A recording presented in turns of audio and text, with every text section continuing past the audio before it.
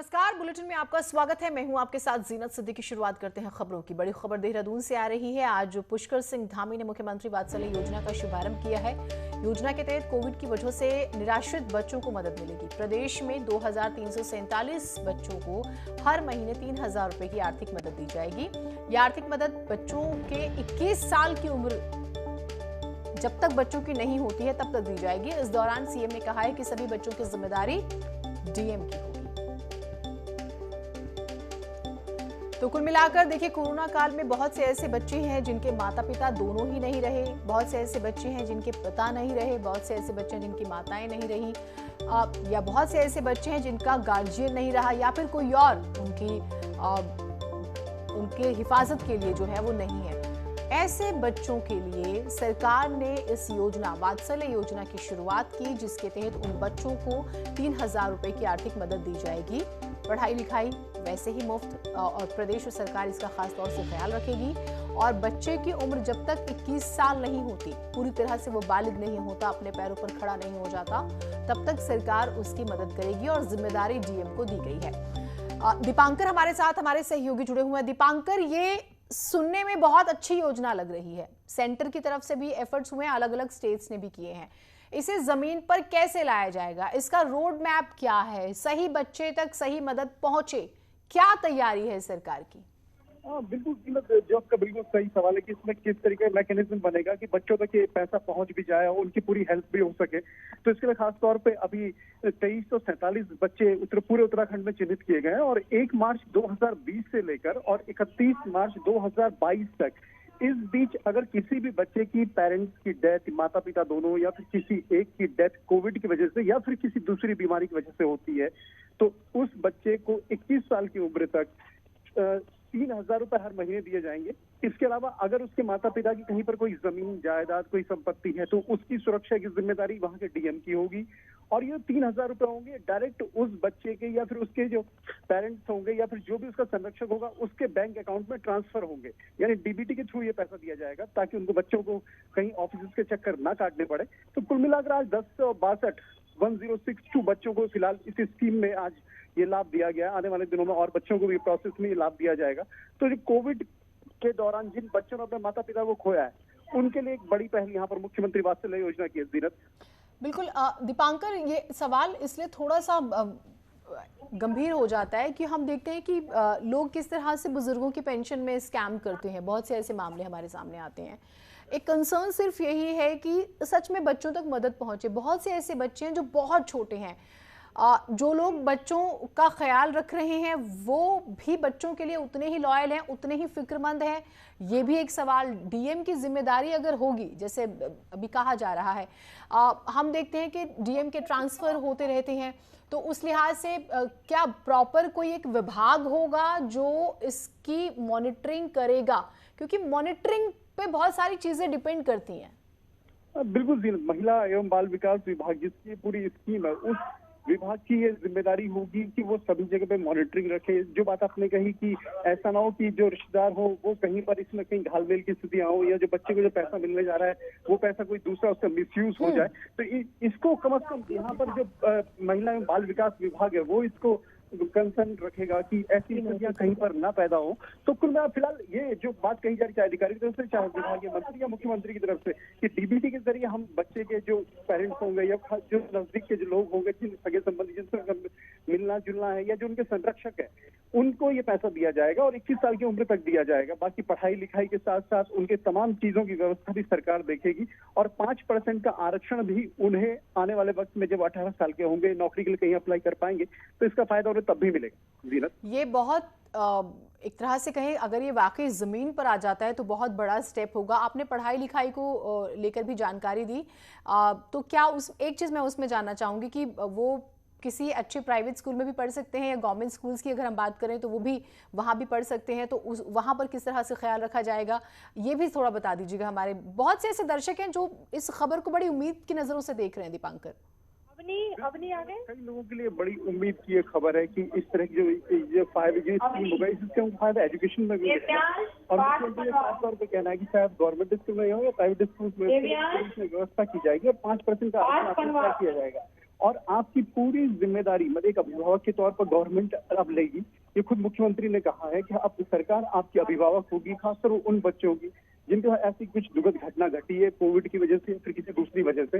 तो जो बात आपने कही कि एक बड़ी पहल जरूर है, लेकिन इस बड़ी पहल के साथ ये कंसर्न जमीन तक जाए, ये जमीन तक ही पूरी स्कीम इम्प्लीमेंट हो। और बड़ी बात यही है कि अगर किसी के माता पिता नहीं है या किसी गार्जियन की डेथ हो जाती है और उसको अगर 3,000 रुपए पर मंथ भी मिलता है तो उसके लिए एक बड़ी मदद होगी। बिल्कुल, क्योंकि इसी देश में मिड डे मील के नाम पे घोटाला कर जाते हैं तो बच्चों के हक का पैसा ना लोग खा जाएं, ये सबसे बड़ा कंसर्न है। तो ये बहुत अच्छी योजना है। मुख्यमंत्री कह रहे हैं कि बच्चे मुझे मामा कह सकते हैं, लेकिन मुख्यमंत्री की उतनी ही जिम्मेदारी है कि आप प्यार से रिश्ता बना रहे हैं तो उसे निभाइएगा भी। अनाउंसमेंट जरूर हुई है, जमीन पर उतनी ही शिद्दत से ये अमल में आ जाए। बहुत शुक्रिया दीपांकर आपका तमाम जानकारी के लिए। 2022 के लिए कांग्रेस तैयार हो गई है। कांग्रेस के प्रदेश अध्यक्ष गणेश गोदियाल ने जानकारी दी है। कल से ऋषिकेश में 3 दिन तक विचार मंथन शिविर का आयोजन किया जाएगा, जिसमें 2022 की तैयारियों को लेकर चर्चा की जाएगी। इस दौरान गणेश गोदियाल ने कोविड के दौरान कर्मचारियों के फ्रीज किए गए डीए को खोलने की मांग की। उपनल मनरेगा कर्मचारियों की समान कार्य समान वेतन को स्वीकृति देने की मांग की। साथ ही गणेश गोदियाल ने बताया है कि जागेश्वर में गाली गलौज करने वाले सांसद के खिलाफ मुकदमा जनता की जीत है। बृहद कार्यक्रम चुनाव के मद्देनजर पूरी प्लानिंग, और जैसे कि आपने पीछे देखा कि हमारी तमाम कमेटियों की बैठक हुई थी और उस बैठक में सभी कमेटियों से ये उम्मीद की गई थी कि वे इस आने वाली 3 तारीख की बैठक में अपना विस्तृत मसौदा तैयार करें। उन्होंने अपना रोड मैप तैयार कर लिया है और उस पर विचार मंथन होगा। खबर देहरादून से आ रही है। कई मांगों को लेकर आज taxi, max, Tata magic, city bus की हड़ताल है। मांगों को लेकर बस संचालकों ने आरटीओ ऑफिस के बाहर गाड़ियों को खड़ा कर दिया और 10 मांगे हैं इनकी, जिसमें टैक्स माफी भी एक महत्वपूर्ण मांग है और मानदेय भी एक मांग है। देहरादून की ट्रक यूनियन और ऋषिकेश से स्टेज कैरेज की 5 यूनियन का भी इन्हें समर्थन मिला है। यूनियन ने टैक्स माफी समेत 10 मांगे की हैं। उनका कहना है कि कोरोना काल में गाड़ियों के व्यवसाय पर सबसे ज्यादा असर हुआ है, ऐसे में सरकार उनकी आर्थिक मदद करे। ट्रांसपोर्ट का व्यवसाय बिल्कुल खत्म हो चुका है और हमारे जो महासंघ के भी लोग हैं, चाहे वो टैक्सी महासंघ से हो, चाहे परिवहन महासंघ से हो, मुख्यमंत्री जी तक गुहार लगा चुके हैं, अधिकारियों पर लगा चुके हैं, लेकिन आपने देखा होगा कि आज तक कोई आश्वासन मिला है लेकिन कोई अभी तक कार्रवाई नहीं है।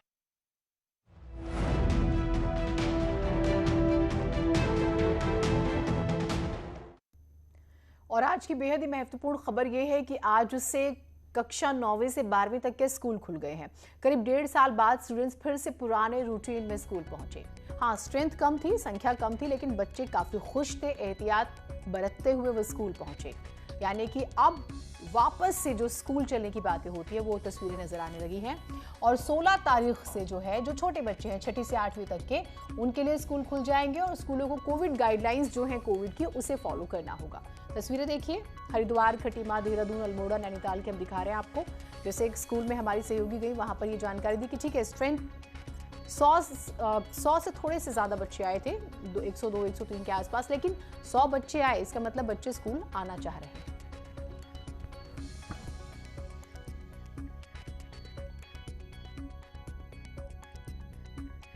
दो साल से we were waiting for schools to like open and finally they opened, so like it was good.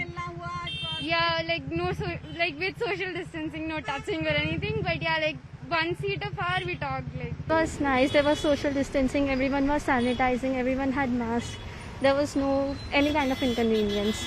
Teachers वगैरह का स्कूल में पूरे प्रॉपर अरेंजमेंट्स थे। Yes, we were all sitting separately, one student on a bench. बच्चे कम आए थे और बाकी सारे रूल्स का फॉलो किया। कितने दिनों बाद स्कूल आकर आज कैसी फीलिंग थी? बच्चे तो आए ही नहीं थे। हाँ, तो कोई बहुत कम थे। हाँ, आपकी क्लास में कितने थे? मेरे 7 थे आपकी क्लास में और बाकी में तो एक था कुछ क्लास में। अच्छा, तो किसी क्लास में 3, 4, कहीं पे 7, लेकिन उम्मीद है कि ये स्ट्रेंथ बढ़ेगी। क्लास 9 से 12 तक की बात करें, प्रदेश भर में आज से स्कूल खोले गए। हरिद्वार के ज्यादातर स्कूल में पहले दिन स्टूडेंट्स की जो प्रेजेंस थी वो 50% से तो बहुत कम थी। अब देखिए, कहीं पर 4, कहीं पर 7 ऐसे बच्चे आए। कई महीनों बाद ये स्कूल खुले हैं। बच्चे काफ़ी खुश नज़र आए और साइकोलॉजिकली तो बच्चे बहुत खुश हैं। पेरेंट्स से जो है बाकायदा स्कूलों ने NOC ली, यानी कि नो ऑब्जेक्शन सर्टिफिकेट, क्योंकि कोविड है तो स्कूल भी एहतियात बरत रहे हैं और पेरेंट्स भी थोड़ा सा चिंतित रहते हैं बच्चों को लेके। लेकिन कुल मिलाकर मिली जुली सी तस्वीर नजर आई आज।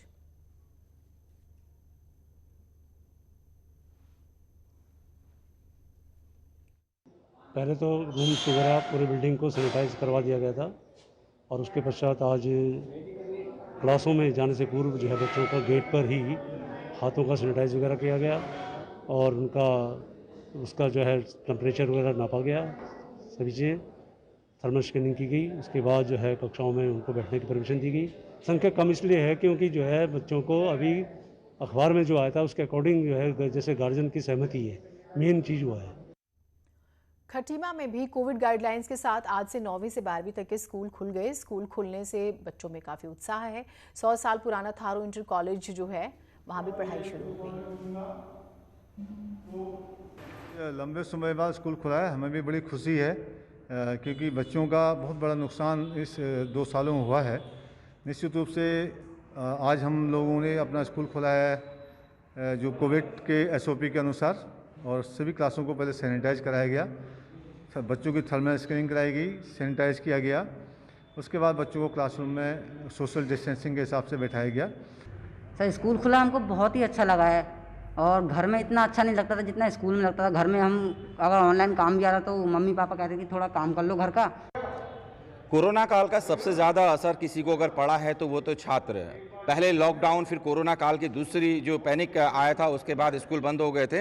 इस वक्त न्यूज़ 18 पहुंचा है खटीमा के सबसे पुराने 100 साल पुराना स्कूल थारू इंटर कॉलेज में, जहां देखिए ये छात्र आज बड़े लंबे समय के बाद कोविड नियमों के पालन के साथ पढ़ाई कर रहे हैं, शिक्षक उनको पढ़ा रहे हैं। इन सब के बीच में अच्छा ये है कि जो छात्रों के बीच में जो खुशियाँ हैं वो तो दिख ही रही हैं, साथ ही शिक्षक और छात्र का जो संवाद यहाँ पर आमने सामने हो रहा है, एक बेहतर भविष्य का आगाज भी कर रहा है।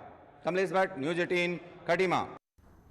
टिहरी में भी आज से 9वीं और 12वीं तक के स्कूल खुल गए, जिससे स्टूडेंट्स काफ़ी खुश नज़र आए। स्कूल मैनेजमेंट ने जो है कोविड की गाइडलाइंस को फॉलो किया और बच्चों की थर्मल स्क्रीनिंग, सैनिटाइजेशन और मास्क के बाद ये एंट्री दी गई। हालांकि बच्चे कम संख्या में आए, लेकिन आए। स्कूल खुल रहे हैं आज और हमारे यहाँ पे थर्मल स्क्रीनिंग, सैनिटाइजेशन वगैरह पूरी गाइडलाइंस पालन किया जा रहा है। तो कहीं ना कहीं ऑनलाइन में दिक्कतें आ रही थी, नेट नहीं चलता था कभी कभार। थर्मल स्क्रीनिंग और जो सैनिटाइजिंग वगैरह हमने कल तक कर दिया था और थर्मल स्क्रीनिंग भी की गई। इसके अलावा हैंड वॉश भी हमने और छात्रों से करवाया और अभी जो बच्चे आए हैं उनमें उत्साह भी दिखा कि विद्यालय खुलना चाहिए। कोविड के बाद स्कूल जरूर खुले, लेकिन पहले दिन स्टूडेंट्स की संख्या कम रही। कोरोना को देखते हुए स्कूल प्रबंधन छात्रों के अभिभावकों से शपथ पत्र भी ले रहा है, जिसमें मर्जी से बच्चों को स्कूल भेजने की बात हो रही है। और ये भी एक कारण है कि शायद संख्या थोड़ी प्रभावित हुई है। और हालांकि स्कूलों में गाइडलाइंस फॉलो की जा रही हैं कोविड की। कुछ नोट्स दिए गए हैं। उधर हरिद्वार में आम आदमी पार्टी के कार्यकर्ताओं ने विरोध प्रदर्शन किया है। रानीपुर मोड़ से मदन कौशिक के आवास तक पैदल मार्च निकाला। कल आम आदमी पार्टी के कार्यकर्ताओं की बीजेपी के कार्यकर्ताओं के साथ झड़प हो गई थी। मुफ्त बिजली को लेकर आप कार्यकर्ता प्रचार कर रहे थे और उसी दौरान आप कार्यकर्ताओं ने बीजेपी कार्यकर्ताओं पर अभद्रता का आरोप लगा दिया, जिसके विरोध में आज प्रदर्शन किया गया।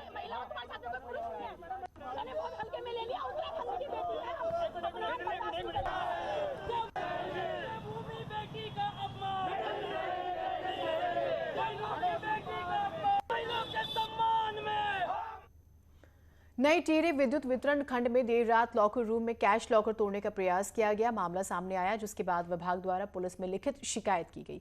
बताया जा रहा है कि लॉकर रूम का ताला खोलकर कैश जो है लॉकर से चोरी की कोशिश की गई।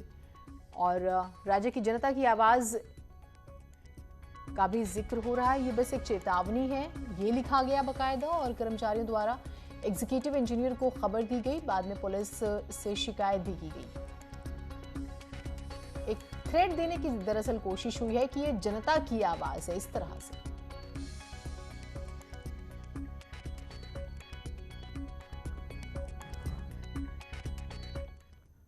राज्य परिवहन निगम नए संसाधन खोज रहा है, लेकिन जो पुरानी कमाई के संसाधन थे वो तो बदहाल है।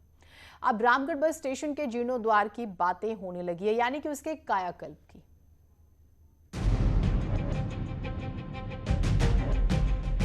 रामगढ़ का ये रोडवेज स्टेशन बसों का नहीं बल्कि आवारा पशुओं का अड्डा है। तबेले में तब्दील स्टेशन के चारों तरफ गोबर है तो पूरा स्टेशन बदहाली का दंश झेल रहा है। यूपी के दौर में इलाके के लोगों के लिए अहम ये स्टेशन उत्तराखंड बनने के बाद खोए दिन लौटने का इंतजार कर रहा है। परिवहन मंत्री यशपाल आर्य के गांव के पास बने इस स्टेशन को अब निजी हाथों में देने की मांग होने लगी है। एक तरह से ये जर्जर हाल में पहुंच गया है, तो हमारी ये मांग है कि या तो इसमें यहाँ पर उप तहसील स्वीकृत हुई है उसके लिए दे दिया जाए, या इसको बिडिंग कर दी जाए इसकी प्राइवेट, ताकि ये गंदगी ना रहे, इसका यूटिलाइजेशन हो जाए। दरअसल रामगढ़ के इस स्टेशन से पर्यटकों के साथ साथ स्थानीय लोगों को भी मदद मिलती थी। ये स्टेशन मुक्तेश्वर, नथुआ खान, भटेलिया, तल्ला, रामगढ़ को भी जोड़ता था। इस स्टेशन से बुकिंग की ऐसी व्यवस्था भी थी कि किसान इस फल पट्टी से देश भर में सेब, आड़ू, खुमानी समेत अन्य फलों को भी भेजते थे, जिससे रोडवेज को आय भी होती थी। हालांकि अब परिवहन मंत्री से सवाल किया तो वो इसके पुराने दिन लौटाने की बात कर रहे हैं। पुराना हमारा बस स्टेशन था, उसको नए स्वरूप में, नए कलेवर में हम लाना चाहते हैं। उसके लिए आगरण भी तैयार हो चुका है और जल्द ही उसमें धनराशि अवमुक्त की जाएगी। वो हमारी हेरिटेज बिल्डिंग है। कई सालों से बदहाली का दंश झेल रहे इस बस स्टेशन की स्थिति कब सुधरेगी ये तो समय ही बताएगा, लेकिन अगर स्थिति सुधरती है तो काफी लोगों को इसका फायदा मिलेगा। वीरेंद्र बिष्ट, नैनीताल, न्यूज़ 18। नगर निगम देहरादून के नगर आयुक्त का पदभार युवा आईएएस अभिषेक रोहिला ने ग्रहण कर लिया है। इस दौरान नगर निगम के कर्मचारियों ने उनको बधाई दी। नगर आयुक्त ने कहा है कि स्वच्छता और जलभराव जैसी स्थितियों से निपटना उनकी पहली प्राथमिकता है। समस्याएं इस समय संज्ञान में लाई जा रही हैं, उन पे एक ठोस तरीके से कार्रवाई की जाएगी। इनमें प्रमुखतः जलभराव की समस्या है, या जो आज कल बारिश के मौसम में डेंगू होने की, फैलने की एक संभावना रहती है, उसको कैसे नियंत्रित किया जा सकता है, साफ सफाई की व्यवस्थाओं को कैसे ठीक किया जा सकता है। चलिए खबरें और रहेंगी, एक छोटा सा ब्रेक ले रहे हैं।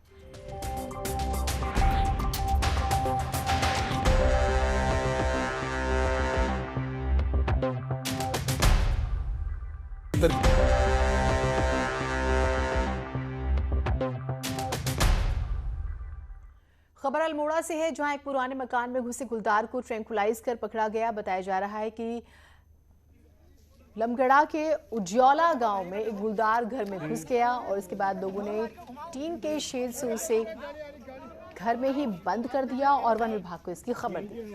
वन विभाग की जब टीम आती है तो ट्रैंकुलाइज करके गुलदार को पकड़ती है और फिर उसे रेस्क्यू सेंटर ले जाएगी। सड़क पर चोट खाकर घायल हालत में घूमने वाले पशुओं के लिए युवाओं का एक संगठन जीवनदायक साबित हो रहा है। हरिद्वार के कृष्ण कृपा कामधेनु गौशाला में ऐसे पशुओं को इलाज और चारा दोनों मिल रहा है। जानवरों के प्रति दया का भाव रखने वाले अनिकेत गिरी के मन में सड़कों पर घूमते घायल पशुओं की सेवा का विचार आया, तो उन्होंने अपने कुछ साथियों के साथ मिलकर खाली पड़ी जमीन पर एक अस्थायी गौशाला बनाई और घायल पशुओं का इलाज करना शुरू किया।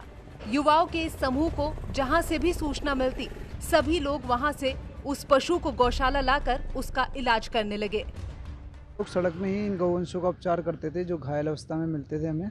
अब धीरे धीरे जैसे हमने फेसबुक और व्हाट्सएप के माध्यम से इस चीज़ को लोगों तक पहुंचाने का प्रयास किया और लोगों में लोकप्रियता देखी, इस चीज़ को लेके जागरूक हुए वो, तो हमें उनके द्वारा कॉल और मैसेज के माध्यम से सूचनाएं मिलती हैं। एक लॉकडाउन में रोड साइड 3 जानवरों के एक्सीडेंट हुए, उसके बाद हमने अपनी एक 15 बाई 15 की गौशाला बनाई। उसके बाद से हमारे को रेगुलर कॉल्स आती गई और फिर हम सबका यहाँ पे लाके ट्रीटमेंट करते रहे। अनिकेत गिरी ने शुरू में 2-3 साथियों के साथ ही मिलकर पशुओं की सेवा करना शुरू किया था, लेकिन धीरे धीरे उनके साथ और भी लोग जुड़ते चले गए। फिलहाल 50 से ज्यादा लोग उनके इस काम में मदद कर रहे हैं। हमें आगे आना चाहिए, धीरे धीरे लोग जुड़ते रहे और पहले स्टार्टिंग 1-2 से ही होती है। आज हमारे साथ में लगभग 50 युवाओं की टीम है जो अलग अलग क्षेत्रों में काम कर रही है। किसी भी एरिया से कॉल आता है तो वहाँ पे हम लोग जाते हैं और थोड़ी छोटी मोटी गाड़ी की व्यवस्था करके, जैसे छोटा हाथी वगैरह इस तरीके की व्यवस्था करके वहाँ पे पहुँचा जाता है, उसको ट्रीटमेंट दिया जाता है अगर वहाँ पर ही देना है तो, अदरवाइज़ फिर उसको हम ले करके यहाँ गौशाले में आते हैं। एक तरफ जहां लोग दूध न देने वाली गायों और बूढ़े हो चुके पशुओं को छोड़ देते हैं, वहीं लावारिस पशुओं को नया जीवन दान देकर कृष्ण कृपा कामधेनु गौशाला मानवता की सच्ची मिसाल पेश कर रही है। न्यूज़ 18 के लिए हरिद्वार से पुलकित शुक्ला की रिपोर्ट। चले एक छोटा सा ब्रेक ले रहे हैं, कहीं मत जाइएगा।